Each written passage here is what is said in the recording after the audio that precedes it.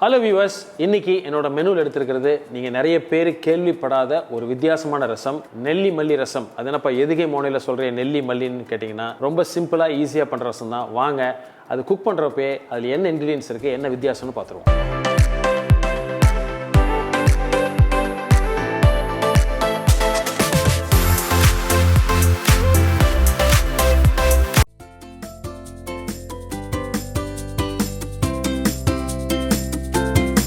நம்ம வெட்டி வச்சிருக்கிற நெல்லிக்காய் ஒரு கையளவு எடுத்துக்கங்க.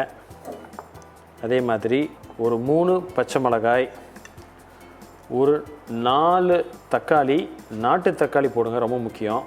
கொத்தமல்லி வெட்டுறப்போ நிறைய தண்டு யூஸ் பண்ண மாட்டோம், பட் இந்த தண்டை வேஸ்ட் பண்ணாமல் ரசத்துக்கு போட்டுங்க. அதே மாதிரி கொத்தமல்லி இலை, ஒரு 3 பூண்டு பல் போட்டுங்க.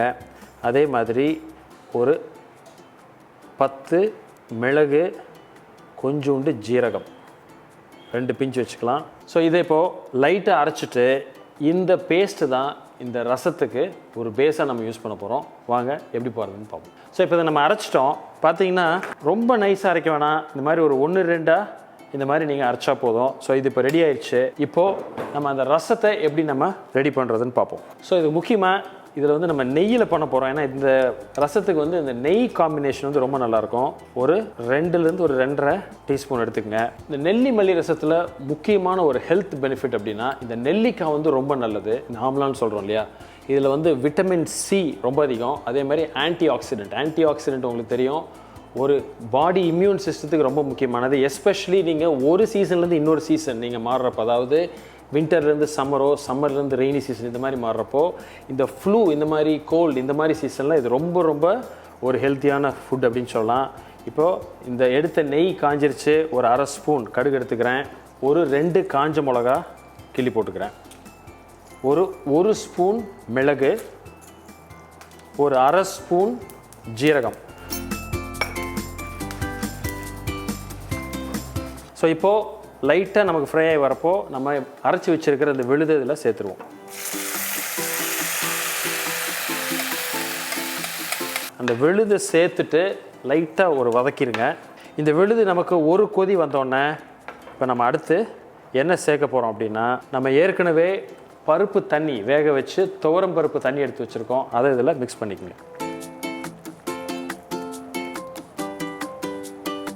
உங்களுக்கு பருப்பு எவ்வளோ வேணுமோ அந்த அளவுக்கு ஆட் பண்ணிக்கலாம். ரொம்ப திக்காக வேணும் அப்படின்னா கொஞ்சம் ஆட் பண்ணிக்கலாம். நான் கொஞ்சம் கம்மியாக தான் சேர்த்துருக்கேன். மெயினாக நம்ம வந்து பருப்பு தண்ணியில் தான் இதை நம்ம செய்ய போகிறோம். இந்த பருப்பு வந்து பெஸ்ட் வந்து நீங்கள் குக்கரில் வச்சு ஒரு 3லேருந்து 4 விசில், கொஞ்சம் மஞ்சப்பொடி போட்டு ஒரு 3 விசில் வந்துச்சுன்னா அந்த பருப்பு உங்களுக்கு தண்ணி ரெடி ஆயிரும். இப்போ இந்த ஸ்டேஜில் இதுக்கு தேவையான அளவு உப்பு, இப்போது அதாவது நம்ம அரைக்காத கொத்தமல்லியோட தண்டு கொஞ்சம் வச்சுருக்கேன், அதை கொஞ்சம் ஆட் பண்ணிக்கோங்க. ஏன்னா அது அந்த கொதி வரப்போ அந்த ஃப்ளேவர் நல்லாயிருக்கும். அதே மாதிரி கொஞ்சோண்டு கருவேப்பிலை. இப்போது இதுக்கு தேவையான அளவு தண்ணி நான் சேர்த்துக்கிறேன். ஸோ இந்த ஸ்டேஜில் எல்லாமே மிக்ஸ் பண்ணிட்டோம். இப்போது உப்பு சரியாக இருக்கா அப்படின்னு இந்த ஸ்டேஜில் நீங்கள் செக் பண்ணிக்கோங்க. நம்ம பெருங்காயம் ஒன்று சேர்க்கணும், அதை எந்த ஸ்டேஜில் சேர்க்குறதுன்னு நம்ம பின்னாடி பார்ப்போம். ஸோ உப்பு கொஞ்சம் கம்மியாக இருக்குது, அதை மட்டும் நம்ம அட்ஜஸ்ட் பண்ணிக்கலாம். ஸோ இப்போது ரசத்தில் வந்து ரொம்ப முக்கியமே எந்த ஸ்டேஜில் அந்த குக்கிங்கை நம்ம ஸ்டாப் பண்ணுறோம் அப்படின்றத பொறுத்து அந்த ரசத்தோட பர்ஃபெக்டான ஒரு அவுட்கம் வரும்.